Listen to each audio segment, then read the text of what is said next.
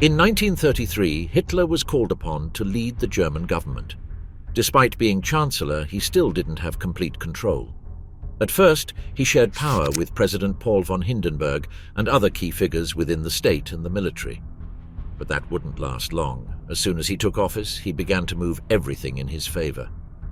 The fire at the Reichstag building in February of that year gave him the perfect excuse to demand urgent measures. With this, he imposed laws that repealed basic freedoms such as the right to assembly, free speech and privacy. Fear of communism was the tool he used to convince millions to accept these cuts without protest. A few weeks later, he got Parliament to pass a special law giving his cabinet the power to make laws without consulting anyone. This law was known as the Enabling Act. Thanks to this, he no longer needed to go through the Reichstag or ask the president for permission. It was the beginning of unchecked rule. Throughout 1933 and 1934, he eliminated all his rivals. In July, all parties were banned. Only his own remained, the National Socialist Party. The elections that followed were a formality. Candidates were nominated and no one could vote against them. Political life was reduced to repeating what the party said, but Hitler still didn't have it all. Hindenburg remained head of state, respected among the military and the old conservative elite. When Hindenburg died in August 1934, Hitler combined the two highest offices in the country. From then on, he was simultaneously head of government and head of state. He called himself Führer. That word wasn't an official title. It meant supreme leader, without limits. This union of positions gave him complete command over the army. All soldiers had to swear loyalty not to Germany, but to him as a person. It was a key step. Now, any order given by Hitler was direct law. He no longer answered to anyone. Parliament became a stage set. He was only good for giving speeches or signing what he had already decided. The Constitution remained written on paper, but in practice it was no longer applied. Everything was handled by orders, decrees, and decisions from the Führer's inner circle. Judges, police officers, civil servants, everyone knew that the only will that counted was his own. Institutions began to function according to his wishes. He didn't need to give formal instructions. It was enough that his wishes were known. The National Socialist Party didn't act like ordinary parties either. It was a network that penetrated every corner of society. From schools to factories, from newspapers to clubs, everything was monitored by party members. The message was clear. There was no room for one's own opinions. Hitler used ambiguity as a method. He often didn't directly state what he wanted, but his subordinates knew how to interpret it. This way of leading generated a constant competition to guess what the Führer wanted and implement it before others. This style of command was not written into any rules. It wasn't based on fixed laws or regulations. It was a structure where the only stable thing was Hitler at the top. Everything else could change from one day to the next. In the early years, many Germans accepted the new regime without question. Some saw it as a necessary order after the chaos of the previous republic. Others were simply afraid. The Gestapo, the state's secret police, operated without clear rules. It could arrest, interrogate, or disappear anyone without explanation. No one felt safe. Regular prisons were no longer sufficient. Special confinement camps began to be used to house those who didn't fit in: communists, socialists, Jews, opponents, critics, suspects. A single denunciation, often anonymous, was enough for someone to disappear for months. Punishment didn't require a trial. Nothing needed to be proven. The only thing that mattered was keeping fear alive.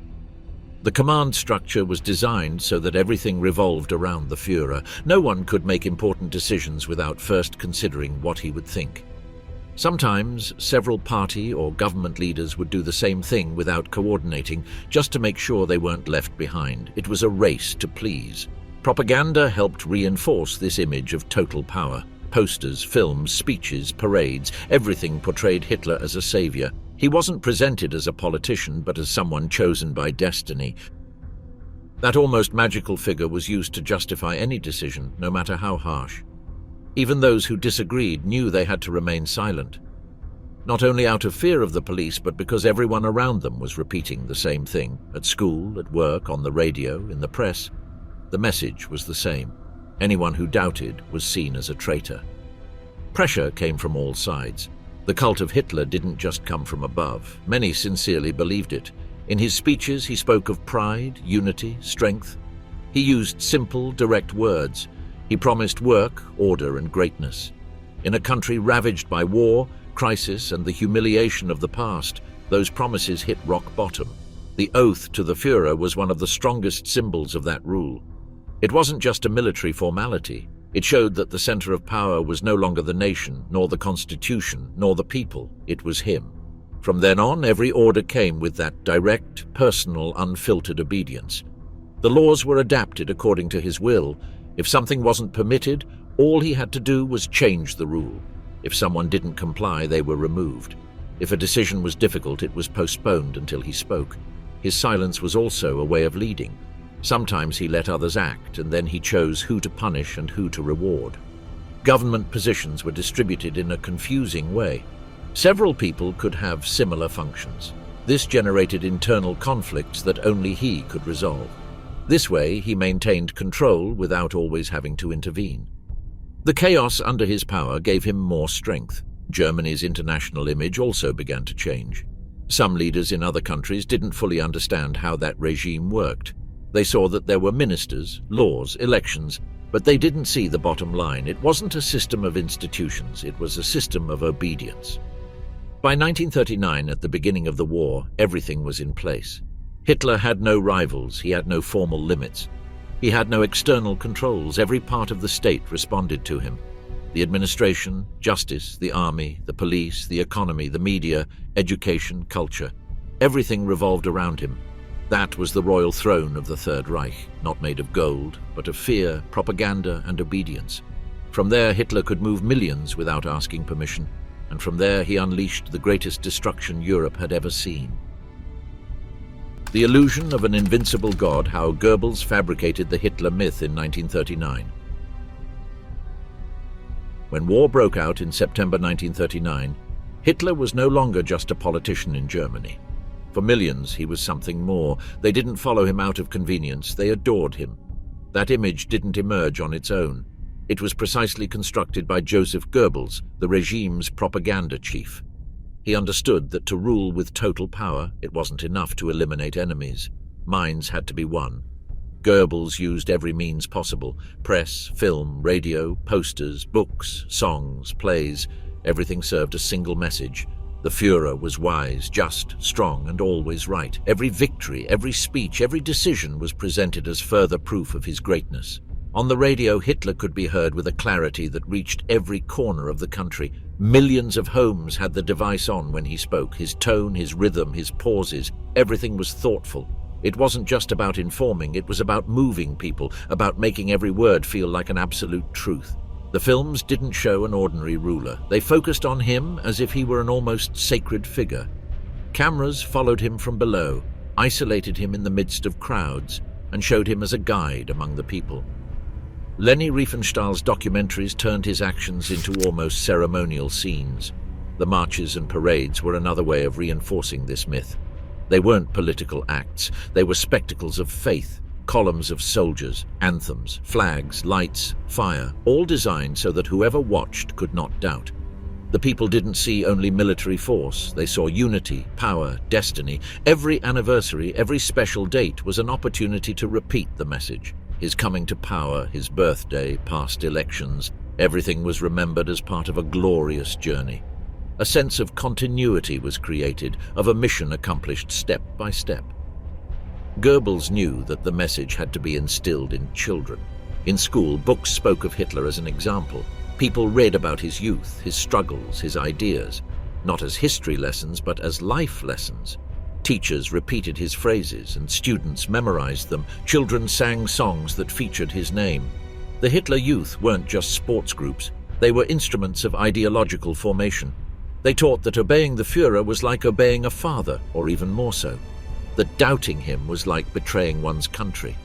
In the villages, Hitler's figure was everywhere. Pictures in offices, busts in squares, obligatory salutes, speeches read aloud, everything revolved around him. It wasn't about knowing him, it was about believing in him, about feeling that he was the only one who could lead the country. The news didn't show mistakes or failures. If something went wrong, it was explained as the fault of internal enemies, saboteurs, or foreign powers. If something went well, it was because he had foreseen it. The myth was reinforced with every report, every image, every issue.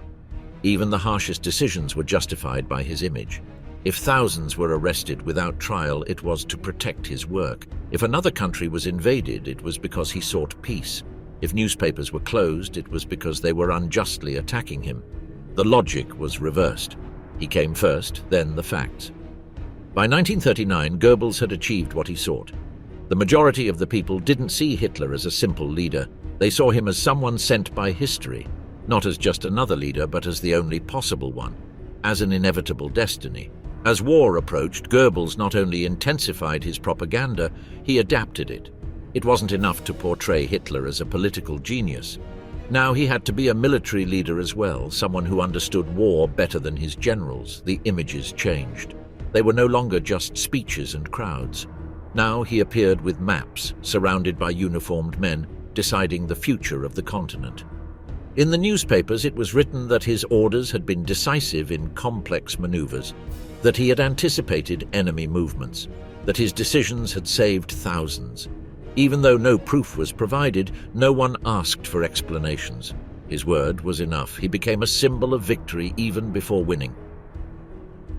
When the troops crossed the border into Poland, the newsreels presented it as the moment he had anticipated for years. Fragments of old speeches were used where he spoke of unfair treaties, German suffering, and the right to regain territory. This created the image of a long, coherent, inevitable plan. Propaganda repeated that Hitler didn't want war, that he had been forced by others, that his only goal was to protect the people. This image of a reticent leader, acting only out of duty, reinforced his aura. He wasn't ambitious, he was responsible. He wasn't aggressive, he was fair. Goebbels meticulously curated every detail. If Hitler greeted a mother, that image traveled across the country. If he walked among wounded soldiers, it made the front page. If he spoke to children, it became a poster. Each photo was another piece of the portrait, a close but untouchable figure, humble but powerful. Documentaries depicted the war with heroic music. The bombs were just fire. The razed cities were part of the price of future peace. And at the center, always him, observing, commanding, guiding. Even though he was far from the front, the images placed him there as if there were no battle without his gaze. Books were published with his notable quotes, collections of speeches, photo albums, all designed so that the common citizen could have a piece of the Führer at home. It was a way of having him close, of feeling like he was talking to them, that he was in the kitchen, in the workshop, at school. Even the silences were calculated. When he didn't appear for days, it was said he was thinking, that he was planning something big. The wait became part of the myth, as if his simple absence generated mystery, expectation, faith. The emptiness was exploited as another narrative device. The cult of his persona wasn't just an external strategy. Within the party, within the army, even within the closest circle, total obedience was expected. It wasn't discussed, it wasn't proposed, it was fulfilled. Anyone who doubted was excluded. Anyone who dared to suggest a different idea was seen as a traitor. Goebbels eliminated any voice that might tarnish his image. Foreign magazines, critical radio stations, travelers' comments. Everything was monitored. If something could sow doubt, it was silenced. If it couldn't be silenced, it was denied. If it couldn't be denied, it was distorted. The truth didn't matter, only the portrait. And that portrait worked. For millions, Hitler was infallible. If something went wrong, it was someone else's fault. If a plan didn't work, someone had sabotaged it. If a promise wasn't kept, it was because the enemy prevented it. It was never his fault. There was never an error in his judgment. This myth, manufactured daily with all the resources of the state, wasn't just a facade. It was a shield, a weapon, a tool of control. Because as long as people believed he couldn't make mistakes, they couldn't oppose him either. How could they resist someone who was perfect? Thus, in 1939, as Europe prepared for disaster, millions within Germany not only accepted Hitler, they worshipped him, and all of this, step by step, had been built by Joseph Goebbels. The Führer's war machine, army, armaments, and air force. By 1939, the German army had already left behind the limitations imposed after the First World War. Since 1933, Hitler had begun secretly strengthening his forces. By 1935, this expansion was made public, and compulsory recruitment was a reality. The objective was clear: to have a military force capable of executing his plans of conquest. The ground army, known as the Heer, was the backbone of Nazi military power. For the campaign in Poland, Germany managed to mobilize around 3 million men. This force was organized into approximately 100 divisions, each with a defined purpose and distinct equipment. Infantry divisions were the majority. Their soldiers carried Kar 98K rifles, MG 34 machine guns, and light support cannons. These units moved on foot or by limited transport and formed the basic core of the ground advance. Then there were the armored divisions. There were between 6 and 10 of them ready at the beginning of the conflict. They included Panzer I and Panzer II tanks, as well as some Panzer III and Panzer IV. Although the number of vehicles was not very high, the way they were used gave them a considerable advantage. Motorized divisions completed the offensive structure. These moved using trucks and motorcycles with mobile artillery pieces accompanying them. Their function was to keep pace with the tanks and quickly reinforce conquered positions. The entire German ground apparatus was based on speed, precision, and the ability to surprise. It was not about having the largest number of troops, but rather using them with intelligence, coordination, and aggression. At every level, discipline and training sought one objective: to break through enemy defenses before they could react. But the power of the Third Reich was not limited to what moved on the ground. In the air, the situation was equally alarming. The German Air Force, called the Luftwaffe, was one of the most advanced in the world at the time. Their development had been swift and meticulous. One of their pillars was the Messerschmitt Bf 109 fighters. Agile, fast, and well-armed, these planes dominated the skies from the outset.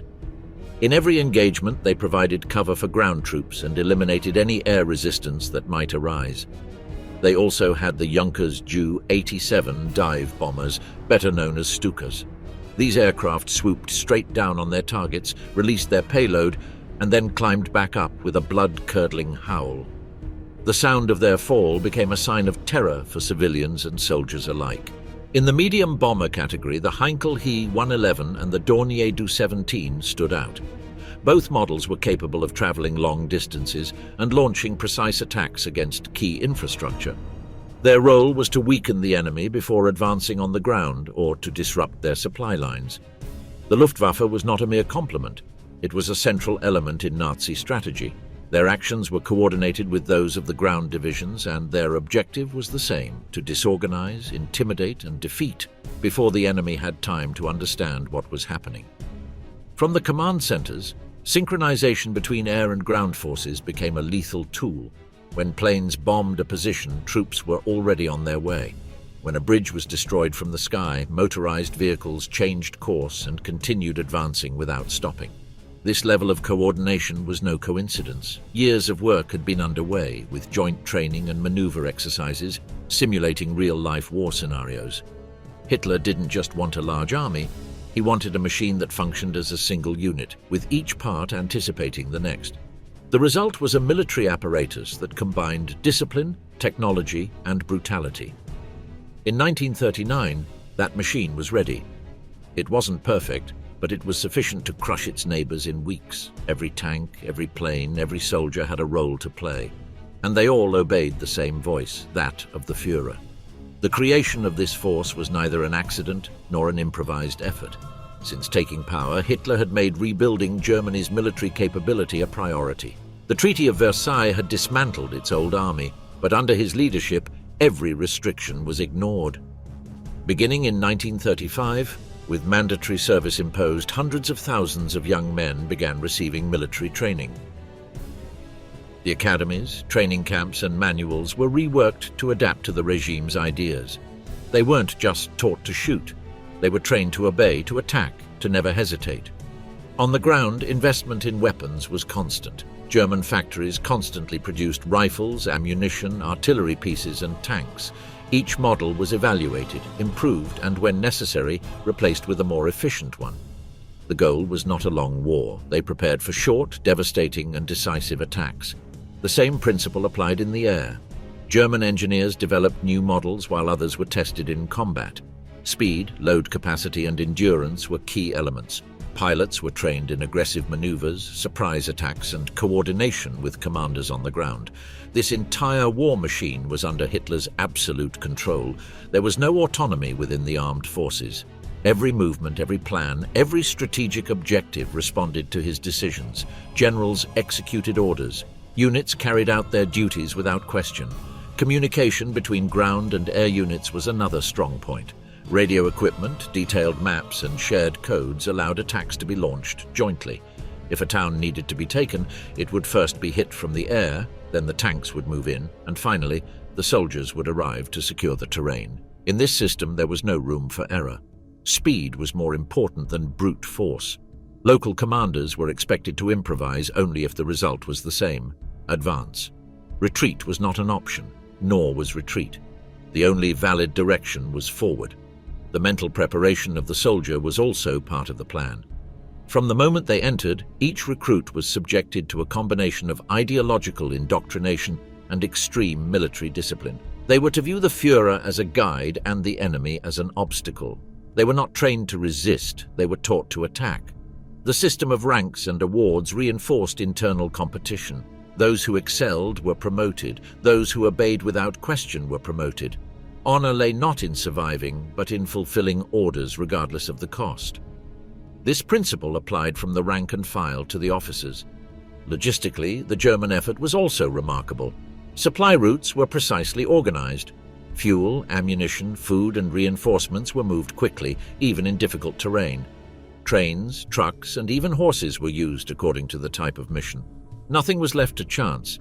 Even the uniforms, insignia, and visual language were designed to command respect.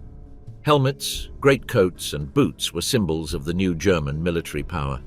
Everything contributed to the image of a disciplined, modern, and ferocious force. Blitzkrieg, the strategy that crushed Europe in a matter of weeks.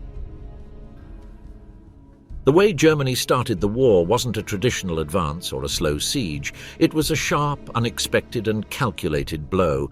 That tactic had a name: Blitzkrieg. It meant lightning war, and it wasn't just a concept. It was a method of attack designed to destroy the enemy before they could react. It all began with aerial observation. The Luftwaffe identified the adversary's weak points. They weren't looking for fortifications, but for roads, radios, train lines, supply routes. The objective was to disrupt movement before defense began. Then came the attack from the air. Bombing raids targeted communication hubs, warehouses, power plants, or barracks. It wasn't a random, massive bombardment. Every bomb had to have a purpose. The chaos was initiated from the sky, and everything below was to be disrupted. Meanwhile, the panzer divisions were positioned ready to move in. There weren't many of them, but they were fast. They entered through gaps in the enemy lines, penetrating areas where a strong attack was not expected. They did not stop to fight in each village. Their mission was to continue advancing until they reached the depths of the enemy structure. In parallel, motorized troops followed the tanks. They carried light artillery, machine guns, and soldiers ready to secure the newly crossed areas. Wherever a tank passed, a squadron arrived behind it, taking control of the terrain, closing off exits, and preparing defenses for a possible counterattack. The slower infantry units took care of the rest. They were not there to advance quickly, but to secure what they had conquered. They swept the areas, controlled buildings, arrested those who resisted. No area was allowed to retreat into enemy hands. This layered advance was coordinated by radio. The commanders knew what was happening in real time. If one advance halted, another would surround it. If a unit lost contact, another would be sent to fill the gap. Everything was synchronized. There were no pauses. There was no respite. The enemy usually didn't understand what was happening. By the time they saw the planes appear, it was too late. By the time they heard the tanks, the telephones were dead. By the time they tried to organize a defense, their commands were cut off. By the time they sought reinforcements, the roads were blocked. German soldiers didn't seek a stable front line. They didn't build trenches. They didn't wait for the enemy. Their purpose was to break, divide, and seize. Every hour counted. Every day should represent kilometers gained. Time was more valuable than casualties. Civilians were also part of the objective, not through direct attacks, but through destabilization. The collapse of local order, confusion, mass flight, collective fear.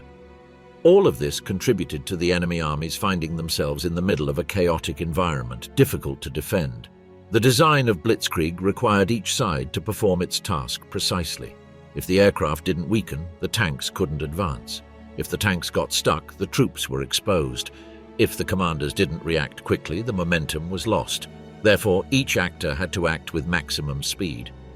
This method was put to the test in September 1939 with the invasion of Poland. Cities were bombed as the divisions advanced. Warsaw fell after weeks of uninterrupted pressure. The speed left the country with no time to organize, and just when Europe thought it was an isolated case, Germany did it again. It repeated it in Denmark, then in Norway. But the hardest blow came in May 1940. The target was France. The plan to attack France was not a copy of what had been done in the First World War. This time it wasn't about fighting in the same trenches or advancing slowly. The new attack aimed at the heart, not the edge. Germany didn't try to enter where it was expected. It sidestepped the Maginot Line, the defensive system that the French had reinforced for years. Instead, the tanks headed toward the Ardennes, a wooded, mountainous area where it was thought an armored army couldn't get through. But it got through, and it did so with force. The panzer units broke through the line on that flank, advanced rapidly, cut communications, and left hundreds of thousands of Allied soldiers disconnected from each other. Meanwhile, the Luftwaffe bombed bridges, roads, and railway junctions. The idea was simple: isolate, fragment, and collapse. Each area was to be left alone, with no possibility of aid. Chaos was total. Orders never came. Local commanders acted independently. No one knew which was the main front. Within days, German troops were nearing the English Channel. Thousands of British and French soldiers were trapped at Dunkirk. Only a desperate evacuation by sea managed to save them. But the losses were heavy. France, which had held out for 4 years in the previous war, was collapsing within weeks. The Blitzkrieg didn't just strike hard. It struck with precision, and above all, with speed.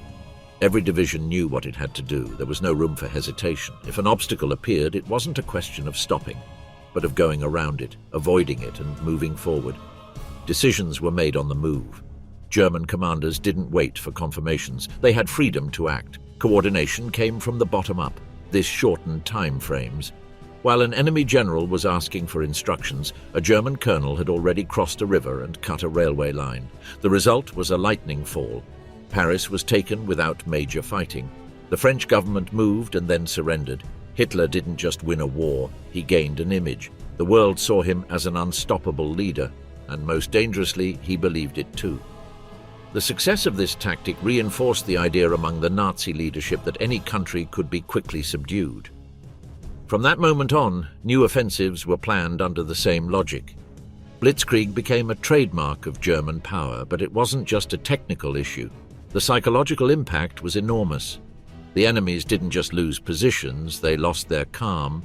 Dismay, surprise, and the fear of being surrounded, all of this played in Germany's favor. Enemy morale crumbled before actual combat. Capitals fell, flags changed, and the world took note. If France could be defeated in weeks, who could resist?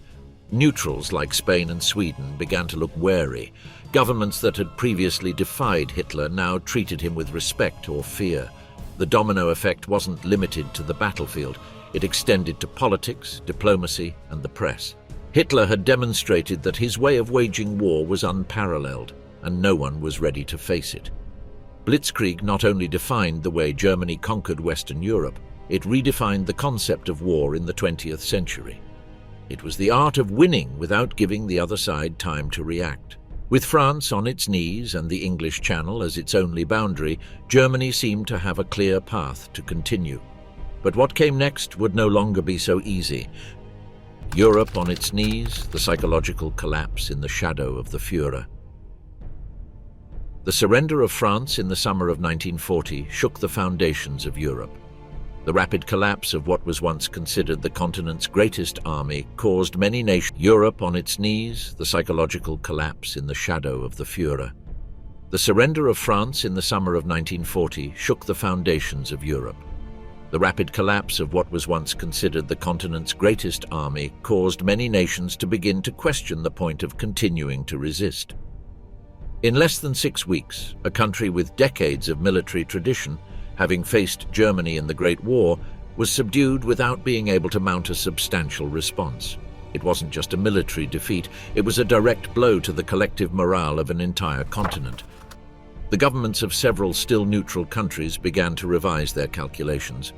In Sweden, political leaders saw the speed of the German advance and opted to maintain a more rigid line of non-confrontation. Spain, ruled by Franco, took note of the power of the Third Reich and understood that it was best not to provoke Berlin. In Romania and Hungary, national leaders began to consider possible alliances with the Axis, convinced that Hitler was going to dominate Europe regardless. The case of Italy was key. Benito Mussolini, who had already consolidated his power as a fascist dictator, decided to formally join Hitler after witnessing his resounding success against France. The signing of the Pact of Steel between the two regimes had already sealed a military commitment, but the German victory made it a tangible reality. The Rome-Berlin axis was not just an ideological declaration, it became an active alliance, showing the world that Hitler was not alone. Mussolini, eager not to be left out of the emerging new order, quickly joined the offensive. This union sent a message to Europe. The Third Reich was not only sweeping the land alone, but had allies determined to support it in its expansionist plans. It wasn't just the power of its weapons that was impressive. What was taking hold was a sense of inevitability. The image of Hitler as an invincible military leader quickly spread. He was no longer seen merely as a strong politician, but as someone whose every move achieved results that seemed impossible. Newspapers across Europe reported with astonishment the capture of Paris, the French surrender, and the parade of German troops down the Champs-Élysées. The photograph of the Führer in front of the Eiffel Tower became a symbol of his total victory. That photograph traveled the world. Not only European countries took note. In Latin America, Asia, even the United States, the message was clear: Germany was winning, and it was doing so in a way no one had anticipated. What for years had seemed like a threat now seemed an established reality. The fear of defeat was stronger than the will to resist. The voices that had previously called for resistance now spoke of prudence. Many leaders became convinced that opposing Hitler would be suicidal. Some began to talk of separate peace. Others sought to establish diplomatic ties with the Nazi regime. There was an idea repeated in the halls of power in many European capitals. If France couldn't do it, what can we do? The speed of the offensive, the precision of the attacks, and the coordination of the German armies fueled this sense of helplessness. Western democracies that had not yet been attacked plunged into crisis. The United Kingdom was preparing for a possible invasion. The British press debated whether it would be better to attempt an agreement with Berlin or continue resisting alone. Some members of Parliament considered continuing the war a lost cause. Public statements were firm, but privately, many senior commanders were convinced that the future was bleak. The intelligence services of several countries indicated that the German advance showed no signs of slowing. It wasn't just another victory, it was a chain of military, political, and psychological successes. The Führer wasn't just conquering territory, he was breaking the will to fight. There was a mixture of fear, admiration, and resignation in the air. Some thought it might be time to adapt to the new reality, that perhaps it was time to surrender before things got worse. Hitler knew this. He exploited this image of invulnerability in his Images of advancing tank columns, falling cities, and surrendering enemy soldiers were shown again and again. The morale of the non-combatant populations was beginning to crack. In Belgium and the Netherlands, people who had previously mocked Hitler now fell silent. In Switzerland, concern was growing. The embassies of several countries received messages from their governments requesting assessments of the people's mood. And the summary was always the same: fear, doubt, silence. Germany, without needing to be present in every territory, was present in everyone's mind. It was the enemy that was approaching without restraint, the adversary that never failed. Every move it made, every new country subdued, reinforced that feeling. Even among those still resisting, the certainty began to grow that this was a fight against something that could no longer be stopped. In many corners of the continent, newspapers stopped talking about victory and began publishing articles about adaptation, neutrality, or possible pacts. It was no longer about winning the war, but about avoiding destruction. Diplomatic meetings focused on how to survive the German advance, not how to stop it. No one seemed to have a clear strategy. Everything revolved around fear. That fear was exactly what Hitler wanted. It was a tool as effective as tanks and airplanes. Psychological terror paralyzed governments, divided public opinion, and left people powerless to respond. The idea wasn't just to destroy the enemy, but for the enemy to destroy itself from within before the first shot was fired. In many cases, that was what happened. The Führer's speeches after the fall of France had a calculated tone. He didn't shout, he didn't insult. He just spoke with absolute certainty, as if he already knew no one could stop him. This posture reinforced the perception that he was an invincible leader, a leader who didn't need to justify anything because his every action translated into immediate success. The effect on the rest of the world was devastating. In the embassies, diplomats sent worrying reports. They said that even enemy leaders were beginning to act with resignation. There was no visible initiative. There was more discussion about how to avoid falling into disgrace than how to resist the Nazi regime.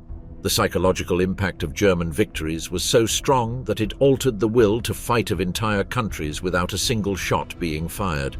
Even in the United States, which had not yet entered the conflict, the topic was on everyone's lips.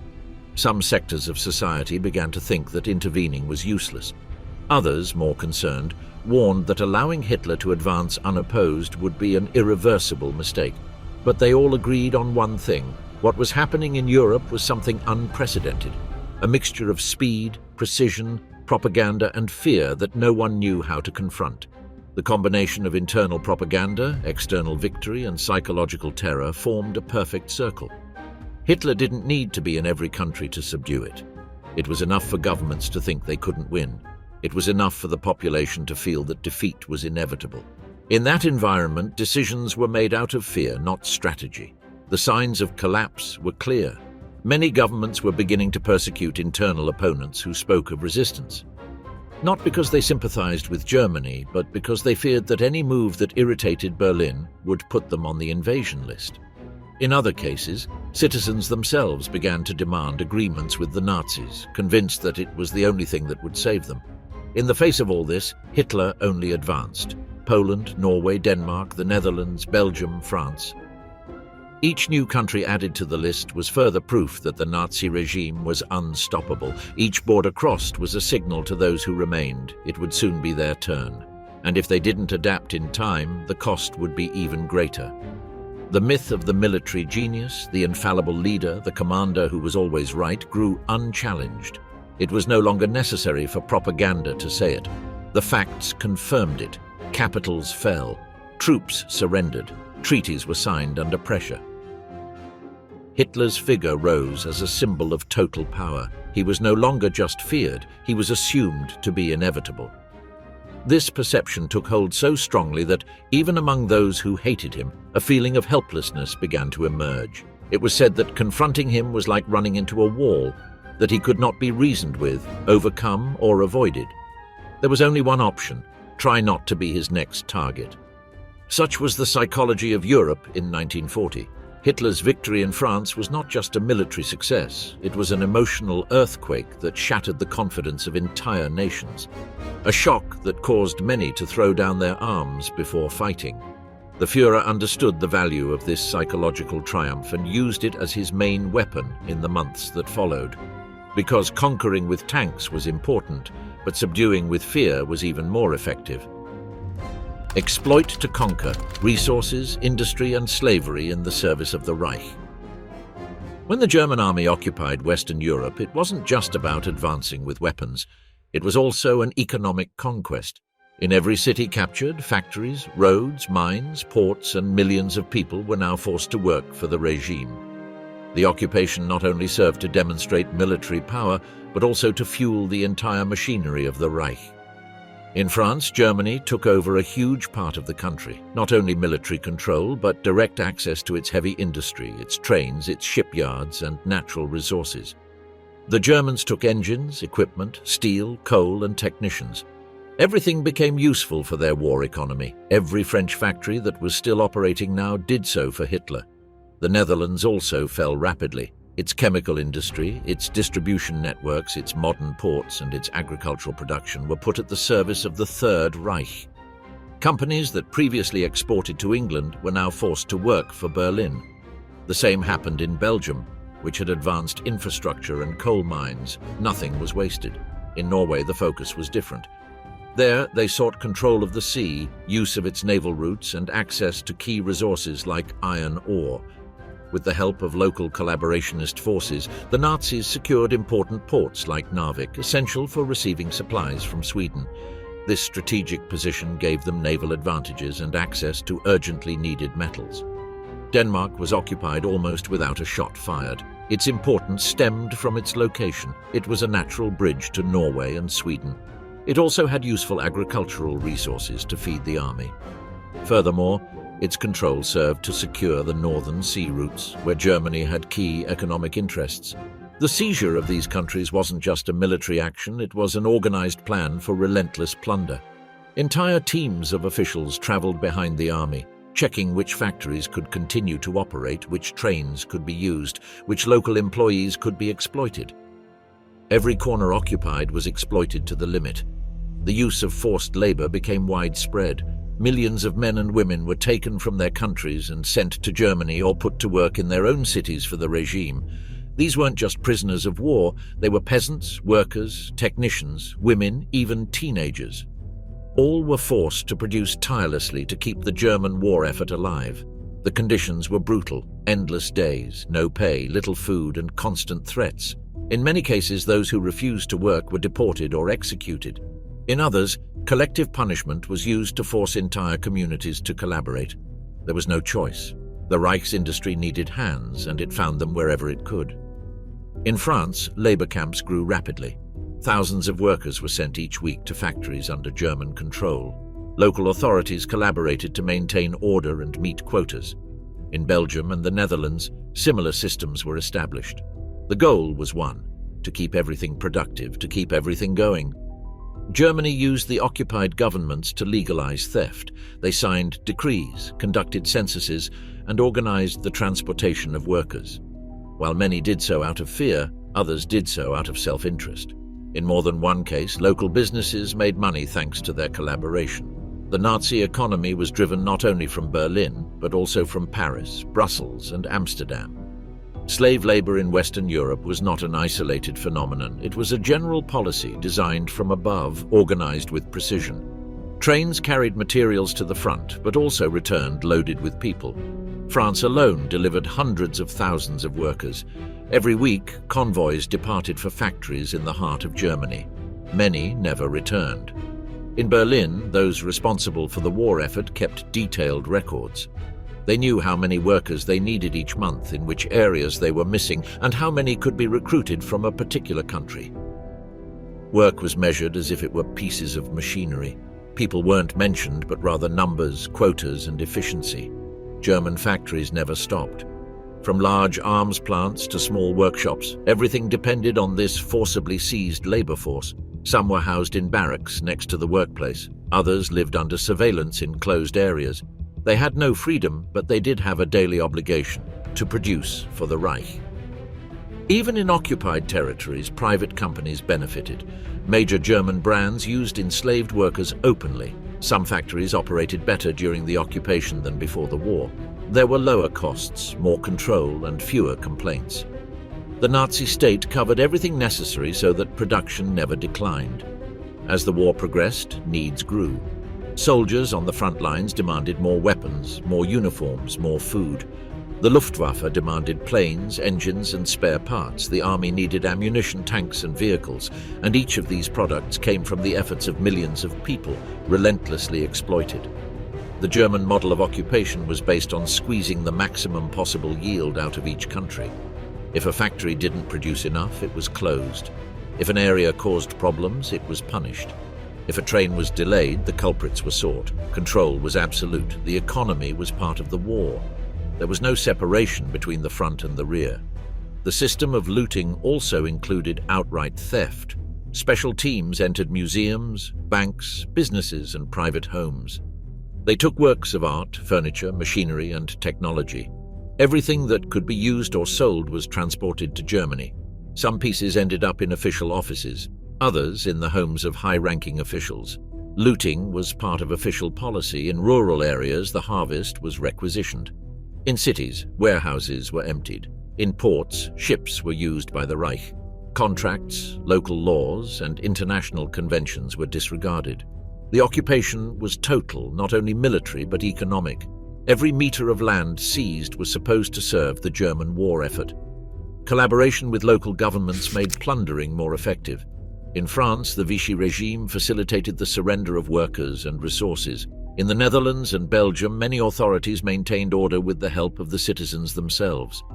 Propaganda spoke of order, but behind it lay fear, threats, and punishment. Germany didn't just rule by force, it dominated with control of production, transportation, and energy.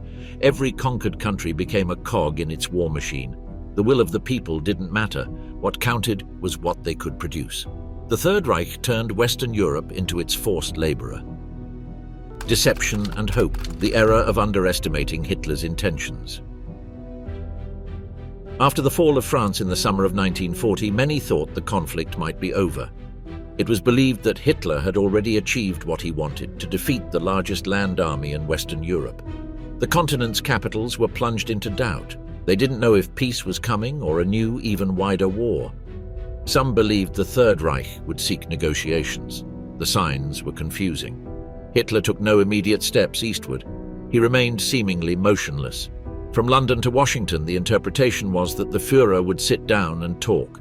Many Allied leaders thought this was an opportunity to stop the war before it became global. But that expectation was built on an illusion. In reality, Hitler had already made up his mind. He wanted to go further. His goal was not only to control Western Europe, but also to destroy the Soviet Union. For months, his advisors had been preparing plans to launch a military campaign eastward. The Allied intelligence services failed to clearly detect these movements. They believed that the Nazi leader would respect the pact he had signed with Stalin. That treaty, signed in August 1939, included a secret clause on the division of territories. The Soviet Union and Germany had already divided Poland. In theory, there was a temporary balance. But for Hitler, this agreement was only a tactical step. He signed it because he needed time. At no point did he intend to respect it permanently. While Western diplomats discussed possible negotiations, operational orders were being drawn up in Berlin. Generals were receiving instructions to organize a large-scale offensive. Invasion routes, advance times, and logistical resources were discussed. The machinery was in motion, even if it wasn't clearly visible from the outside. The Allies' mistake was interpreting the lull as a sign of truce. They thought Hitler would acquiesce. They underestimated his real ambition. The British command, for example, expected a long pause. Churchill believed the immediate threat was an invasion of the islands. But the Führer's focus was already elsewhere. His attention was directed toward Moscow. The United States was also watching cautiously. Roosevelt was monitoring the situation. But American public opinion did not want to enter the war. Official policy was one of limited support. Despite reports of German brutality in the occupied countries, many believed that Hitler was only seeking to re-establish the German hegemony lost after the First World War. They did not envision an ideological campaign of extermination toward the East. In this context, Nazi propaganda played a key role. Instead of announcing new plans, Berlin spoke of stability. The image of a Third Reich bringing order and security was disseminated. Provocative statements were avoided. The propaganda ministry reduced inflammatory speeches. It seemed that everything was calming down, just as the storm was brewing. The Nazi high command knew that the element of surprise was essential. Every day of waiting reinforced the false sense of calm for their opponents. Meanwhile, military trains moved silently toward the eastern border. Divisions received specific instructions. The terrain, the rivers, the railway routes were studied. The invasion was not a hypothetical option. It already had an approximate date. During that time, diplomacy was still in full swing. Possible treaties were discussed at international meetings. Some neutral governments acted as intermediaries. The Vatican offered its mediation, but the Third Reich was not interested in lasting pacts. It used dialogue only as a cover. It bought time, diverted attention, and secretly strengthened its military power. The Western powers, still recovering from the coup in France, could not imagine a new front. In Paris, the collaborationist government also did not expect a new war in the East. French diplomats from their posts in Berlin sent lukewarm reports. They did not see the real movement. They believed that Germany was consolidating its dominance and that the priority was to maintain what had already been gained. But Hitler's plans went much further. In his private circles, the Führer spoke of the destruction of Bolshevism as an unavoidable mission. The war against the Soviet Union wasn't just strategic, it was ideological. The enemy wasn't just military, it was racial and political. The goal was to eliminate millions of people, destroy cities, occupy lands, and establish a new order. Meanwhile, the Allies were making another mistake, overestimating the value of their deterrence. They believed the threat of a global conflict would slow Hitler down. They thought the memory of the First World War, still fresh in Europe, would halt any madness. But the Nazi regime didn't operate with that logic. It wasn't seeking to avoid a world war, but to provoke one on its own terms. In Berlin, the General Staff worked tirelessly. Technical details were perfected, fuel and ammunition reserves were mobilized, distances were calculated, schedules were adjusted. Operation Barbarossa, though it didn't yet have that name, was already alive in drafts, meetings, and secret maps. All this deployment went unnoticed by many governments. They clung to a hope that had no basis. They thought there was still time, that the dictator could be reasonable, that it would not cross certain limits, but the limit had already been decided and was about to be broken. Just when it seemed that nothing indicated expansion beyond Europe, Berlin took an unexpected step that further altered the global balance. In September 1940, the Third Reich signed the so-called Tripartite Pact with Italy and Japan. This agreement not only formalized military cooperation between the three powers, but also projected the image of an axis capable of challenging Western democracies on all possible fronts: Europe, Asia, and the Pacific. For many observers, this was no longer a continental war, but the prelude to a global conflict. Japan's inclusion in this alliance set off alarm bells in Washington. The message was clear: if the United States intervened in Europe, it risked opening a simultaneous front in Asia. Hitler had found in Tokyo a strategic partner who, although with different objectives, shared a rejection of the established international order. This coordination increased the perception that Germany was building a global network of power that was difficult to contain. In the eyes of the Allied leaders, the signing of the pact reinforced the idea that Hitler had no intention of truces or negotiations. While some still believed a peace agreement was possible, the Führer was forging military alliances with global reach. This dissonance between diplomatic gestures and actual actions was one of the causes of the miscalculation. For while the Allies spoke of stability, Hitler was already preparing to expand the conflict beyond all borders. The deception was complete, hope was futile. The world had just entered a new phase of horror. Fear from the air, Nazi bombing, and terror as a global psychological weapon. In the early days of the war, the skies became a new front. The Luftwaffe, already established as one of the most modern air forces on the planet, did more than just support the army on the ground. Its true power lay in its ability to instill fear on a massive scale. From the first flights over Poland, German planes sowed terror as part of a planned strategy. Warsaw was one of the first targets. The Polish capital was hit from the air with an intensity never seen before. It wasn't just about destroying military targets. The attack was designed to break civilian resistance. Hospitals, schools, markets, and streets filled with refugees were mercilessly bombed. Thousands of people died in just a few days. The message was clear: the enemy had nowhere to hide, not even under a roof. Rotterdam was another example. In May 1940, as the Nazi offensive advanced on the Netherlands, the city was hit by a brutal attack. Even though the Dutch authorities were already negotiating surrender, the Luftwaffe dropped its bombs. Within minutes, the city centre was reduced to rubble. More than 800 people died. Tens of thousands were left homeless. The objective wasn't military. It was to send a signal to the rest of Europe. Resisting the Reich had immediate and devastating consequences. The technique employed combined precision with spectacle. The Stuka dive bombers had a siren installed in their landing gear. As they descended during the attack, the high-pitched noise became deafening. It wasn't a mechanical failure, it was part of the plan. The sound generated panic before the first bomb fell. People fled in disarray, soldiers lost coordination, defenses weakened before impact. This combination of noise, fire, and rapid destruction turned the Luftwaffe into a tool of terror. It wasn't just about achieving a tactical victory. It was about leaving a mark, about showing that nowhere was safe, that the enemy could be reached even in your home, in your bed, with your family. In London, the message was received clearly. As Germany conquered more territory, concern grew. At train stations, gas masks were distributed. In public gardens, shelters were dug. At night, lights were ordered out. The fear of bombing was real and not without reason.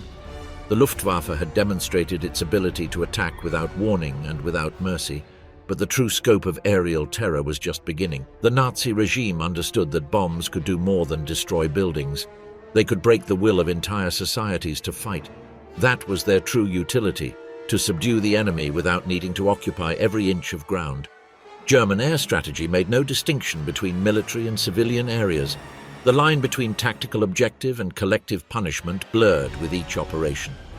Bombing raids were selected for their ability to generate shock, paralyze governments, and force hasty decisions. Fear was as effective as guns, sometimes more so. The Luftwaffe operated with mechanical precision. The bombers launched in timed waves. First, essential infrastructure was attacked: train stations, fuel depots, power plants. Then, as the population sought shelter or fled, bombs fell on streets filled with civilians. This sequence was no coincidence. It was part of a logic of emotional saturation. When people felt nothing could save them, panic became a tool of control. In many European cities, air raid sirens became part of the soundscape. Families slept in basements. Children wore helmets to school. Within a few months, living under the constant threat of the skies changed the daily lives of millions. On the maps of the Nazi commanders, each target was not just a strategic point. It was a symbol of power, an opportunity to break the spirit of an entire nation. The bombing raids on London, which would follow later, would follow that pattern. Although at this stage the all-out campaign known as the Blitz had not yet been unleashed, the first German flights over British soil already revealed Hitler's intentions. It wasn't just about defeating the enemy. It was about making them surrender internally. Before doing it on paper, let them do it in their hearts. Aerial terror was as meticulous as the rest of the Nazi machinery. Cameras recorded the effects. German newspapers amplified it. The ruins served as a visual warning. If the enemy was breaking in Warsaw and Rotterdam, why not also in Paris or Moscow? The bombs didn't just speak, they screamed. Each attack reinforced the image of an omnipresent Germany. It wasn't enough to gain ground. They had to occupy the skies, make it feel like there was no shelter, that the Führer's power could fall from on high when least expected, regardless of the distance. Thus, in 1939, terror became doctrine.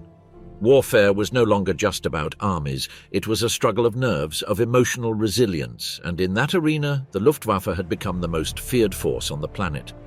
Hitler's absolute dominance over Germany was not the product of chance or a single military victory. It was the result of a perfectly coordinated machine that combined state power, ideological control, terror, propaganda, and global strategy.